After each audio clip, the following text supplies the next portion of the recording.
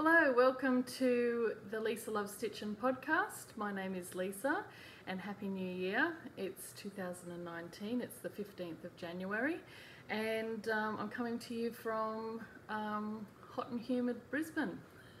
When is it ever not hot and humid? Not very often. I've got my pasito today rather than a hot drink. It's passion fruit flavoured drink from Kirk's, which is an Australian soft drink brand. So I thought I'll put that in a fancy wine glass. I don't know if you can see there, it's got like etching of vine leaves in there. Well, Miss Pearl's coming over. I wonder if she'll come up to say hello. She can't. Curiosity killed the cat. Generosity brought her back. Anyway, welcome to 2019. I'm hoping this year will be a better year for me personally.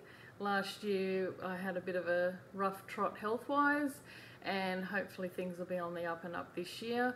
I've got my nan's 100th birthday to look forward to in June, so I can't wait for that. And also in June I'm planning to attend a sampler retreat, cross-stitch retreat on the Central Coast in New South Wales. So I'm really looking forward to that as well. I've never been to a retreat before, so I'm excited to find out what it's like. Everyone seems to enjoy their retreats, so I want to give it a go. So I'm going to combine a bit of knitting with this Flosstube today, just simply because I haven't done much. And doesn't need a whole podcast just for the one bit of knitting I've been doing. So I got, as you may have noticed on my Insta stories, Lola Star Creates, Laura.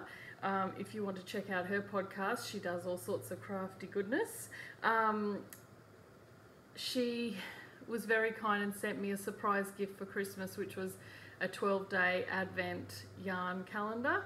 So I have been knitting the Northeasterly blanket, and I'm up to the Ice Vovo colourway from Dingo Dye Works. They're all single ply from Dingo Dye Works, an Australian indie dyer who's based in Perth. And these are all the colours I've knit up so far.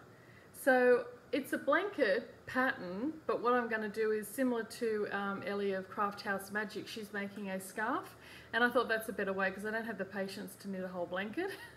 And I don't have a lot of minis, so yeah, so I thought this was a good way to do it, and then I can wear it during winter. So yeah, so I'm basically finishing my whole Advent calendar as one big row, I think, and then I'll start a new row, and I might do about 4 of these wide or 5, and that should be a really lovely long wrap scarf for winter. And it's super soft yarn, so I've just got this little bit left, and as I get to the end of each ball, I'm using the magic knot method, which I'll try and link below, as a really great way to not have to weave in any ends. And also by using the magic knot, you're not wasting too much yarn, especially when you've only got small portions to knit with, and it's a great way to use up your leftover bits that you would normally not have any way of using. So that's all the knitting for today. Sorry about that if you're here for the knitting. And now we'll get on to cross stitch. So let's talk about, I'll show you first, I haven't got any FOs, but I'll show you first what I've been working on. And I'm pretty much going to be monogamously stitching on this till I finish it, because it's for my nan's 100th birthday in June, so I don't have much time to get this sampler finished. So this is where I'm up to so far. So I think last time I might have just been on this little bit on the side, and now I'm almost at the halfway mark.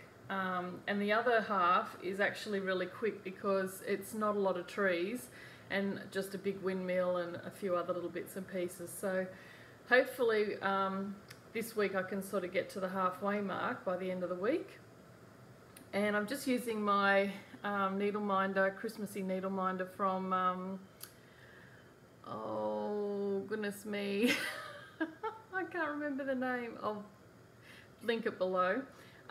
Anyway, it's got a really strong magnet in it, and on the back it's like a little love heart cookie type situation. So yeah, so that's where I'm up to, and I'll just try and put something behind that too. That's a bit better. Yeah, so I'm really happy with how it's turning out so far, and I really need, this is the more time consuming bit of the whole sampler, so once I get through this I think it should go fairly smoothly. I'll have to start charting out my motifs to put on the rest of the sampler and laying it out how I want it. I haven't worked that out yet exactly, so that's something to work on. So that's what I've been, my whip is at the moment, so I'm sorry in advance because that's all you're going to see is that sampler for the next few months till I finish it. And then after that I have plans to do some other projects, and one I may actually start before then for when I need a break off the sampler, a brief break.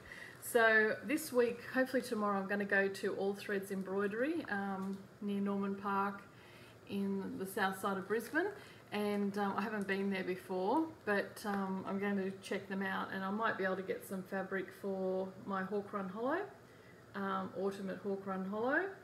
And I was thinking this is a good one to start where I can just work on a small motif and feel like I've achieved something when I need a break from the other one.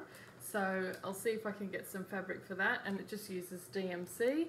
You can get specialty threads, but I'm just going to use DMC. And yeah, I'm looking forward to maybe starting that this year. And another one I want to start after I finish my sampler is this one, which is Stacey Nash Primitives, and it's the Old White Farmhouse sampler. And I think it'll be, apart from the house, I think the rest should stitch up fairly quickly. So, and it comes with all the threads, so all I need is the fabric. So I'm thinking that's a good one to start with after I finish, and it's, I don't think it's too huge because it's only a small part of the original sampler. So what is it, 7.5 wide by 11 inches high, 105 by 156 stitch count, 30 count R&R reproduction linen, mink, and you need 11 inches wide by 15 inches high. So I think that'll be really like a nice little start for later in the year. Excuse my funky nails. And another one, if I get time at the end of the year, because obviously I'm going to be working on my Scottish map. If I get time at the end of the year, I might, as a treat, start this one. It's the one of the Small Farm samplers, Strawberry Fields Farm, and I just think it's so adorable. I'd like to get some green linen for that. And it comes with the beads and the threads, so that's another good one. I would love that, by the way, that Christmas one. I think I would love that. I think I would love all of them. There's a herb garden one as well. There. Ravenhill Herb Farm. And then there's the Jingle Bells Christmas Tree Farm. They're so adorable. They're designed by Thea Duck, or Duke, D-U-E-C-K. Sorry if I've pronounced that wrong, Duke. So yeah, I would really love to start that. I just love, I don't know what it is about strawberries. Maybe it's because I remember having my strawberry shortcake doll, and I had a little strawberry shortcake caravan, and you could pull the lid off and make like a little umbrella for her to sit outside and have her picnic. I just had that as a kid and I just remember it. And I had my strawberry shortcake doll that smelled like strawberries.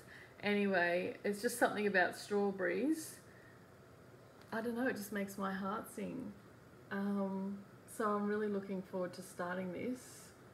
So hopefully I can get my sampler done and then get that other one started, and I might be able to start this towards the end of the year if I've made good progress on the other ones. Anyway, so that's what I plan to do this year. Not a lot compared to others, but I don't want to have too many whips because I'll feel like I'm weighed down and I'll feel guilty that I'm not working on those ones. So this, I think, is a good rotation once I've got the sampler for my grandmother out the way.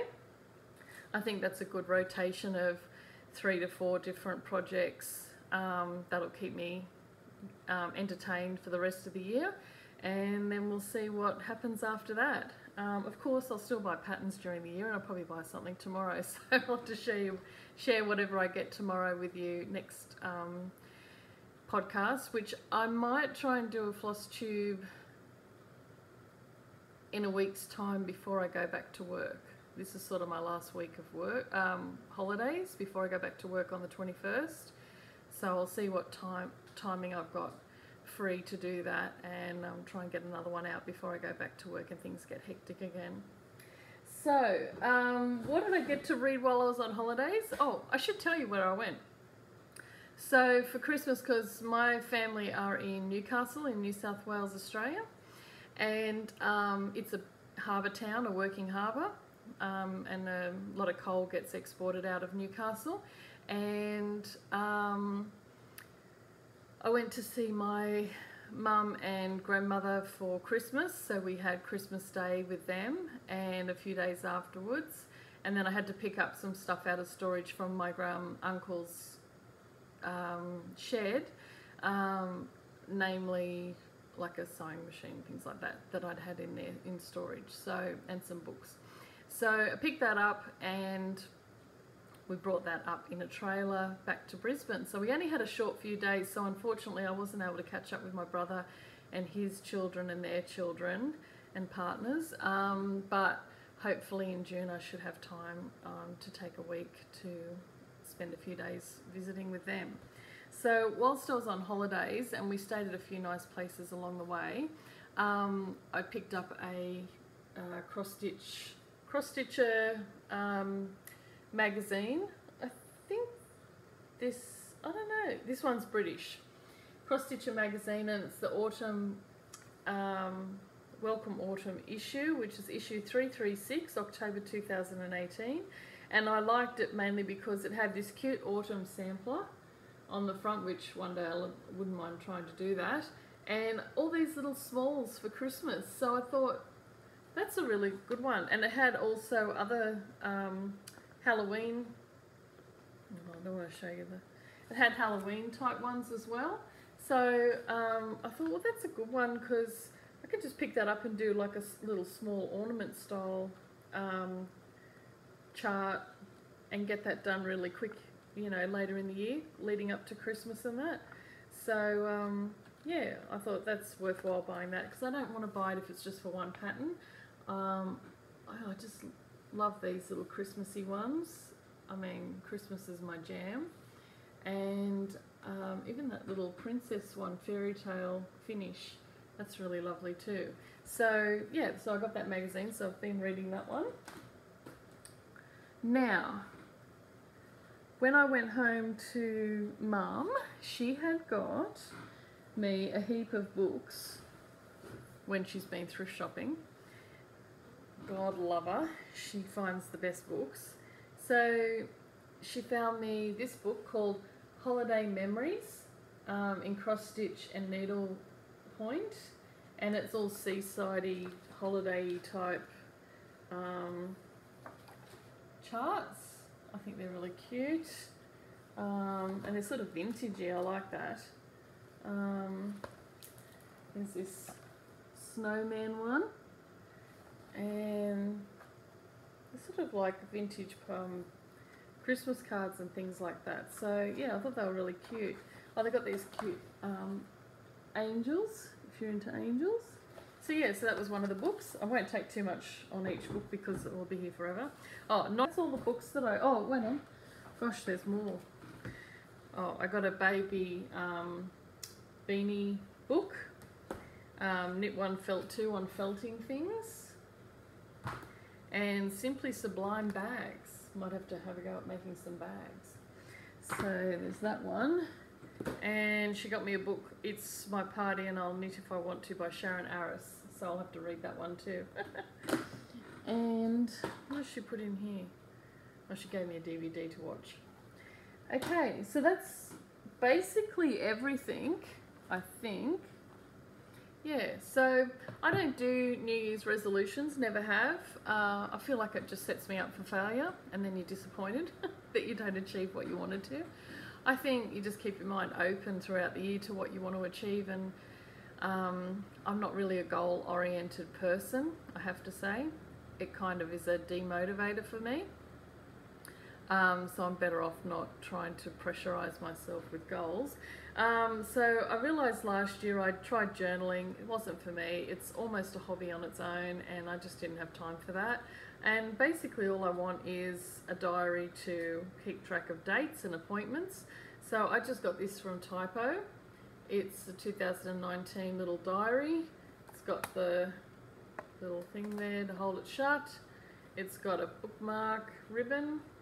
It's got notes pages, and in the front it's got like little calendars. Mind you, I can't see them, so they won't get used. They're too small for me to see. But the main part that I'm going to be using it for is it's just got a weekly calendar with a day section for each day, and a section for some, usually it's got a section for notes. Oh yeah, at the next page there's a room for notes, and then like a month to view calendar, which is fine. So that's all I really, where you can put some notes as well. But that's all I really need it for, so I'm finding that's good. And I want something that can fit in my purse and be easily retrieved when I need to check or add a date or anything like that. So that's basically it. The only other thing we've done this week is I brought home some ceramic pot plants, like pot plant holders. Pots, I should say. And then we went to Bunnings and we got some, we got one pot we filled with an orange hibiscus, and the other pot we filled with marigolds, French yellow marigolds. And then we got a couple of pots worth of basil, really established basil, tomato plants, baby carrots, and oregano. So I found with the possums, if you've got a big basil plant that's really healthy and big, they stay away from your other plants that they're next to. Maybe they don't like the smell, I don't know. And if you don't have that, they'll eat everything. So far, I think it's only been the grasshoppers have eaten some of the leaves off the tomato plant, but the tomato plant's still fine. So fingers crossed, nothing eats them, and we actually get some nice tomatoes and some little carrots. And this week we're going to make homemade pizza, so we'll definitely use the oregano and basil. We've got two types of basil, the purple one and just the everyday one. So, oh my god, they smell so delicious. So yeah, fingers crossed they survive, so that we can use them. And that's basically it. So this week, tomorrow I'm going to make a little excursion for myself to All Threads Embroidery at Norman Park, and I'll check out that.